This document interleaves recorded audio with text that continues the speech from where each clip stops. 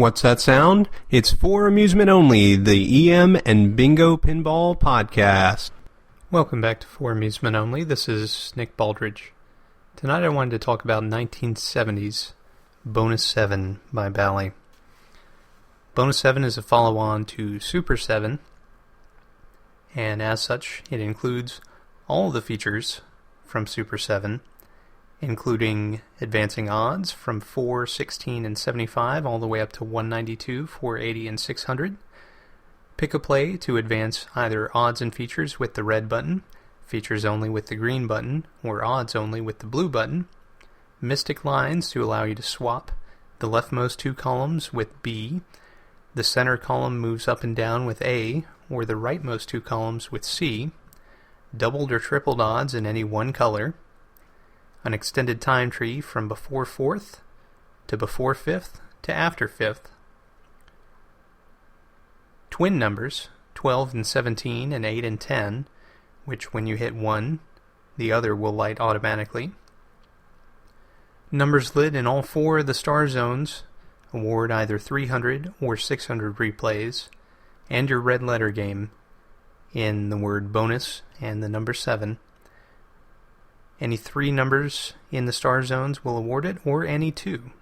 And if you get the red letter game, what happens is you hold the R button down, and all your balls will drop, and then the game will award you a brand new game for free with guaranteed odds and features which are shown on the score and instruction cards. The big draw for this game is the bonus game, aside from the standard Mystic Line gameplay. This you coin up with the white button, and this is a solid state feature. Your goal in this game is to get 7. You do so by shooting your first 2 balls and landing them in 2 holes which equal the number 7. When you do so, this qualifies your win, and you can either take it and earn anywhere from 2 replays up to 72, or shoot for a red outlined hole, in which case you go from 4 to 144, doubling your odds. Or you can double it again.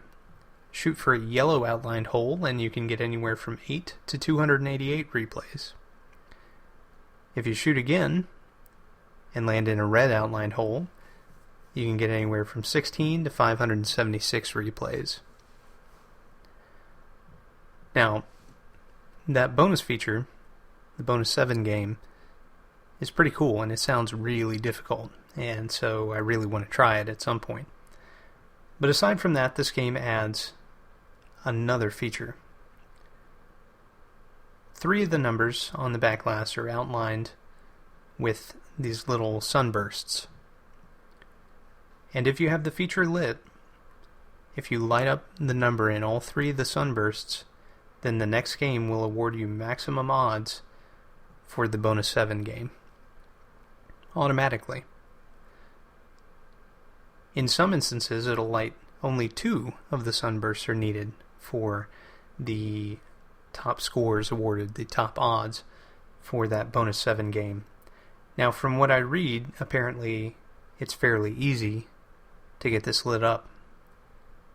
So that would be something that you would definitely want to shoot for, because it makes it so you have nothing to lose by playing that Bonus-7 game. The only thing that gives you pause, or should give you pause, about playing these special games is that they really hinder the gameplay of the standard Mystic Lines game. And because of this, it probably makes it very difficult to win using your standard Mystic Line gameplay. So let's talk a little bit about that. What is the standard gameplay? I just jumped right into features. Well, you come up and you drop a coin, and the game is going to load a ball to the shooter lane. At this point, you can either shoot the ball and play for your default odds, or you can try and increase them with those pick-a-play buttons I was talking about.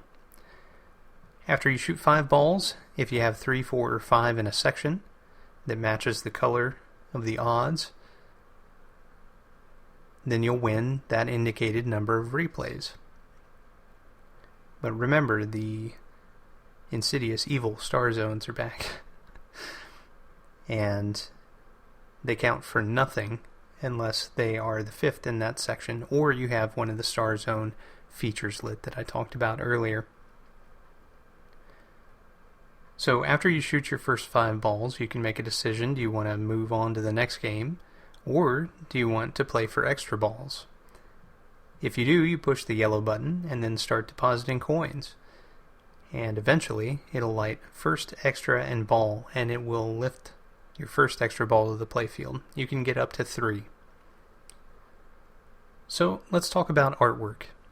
This game has almost exactly the same artwork as Super 7.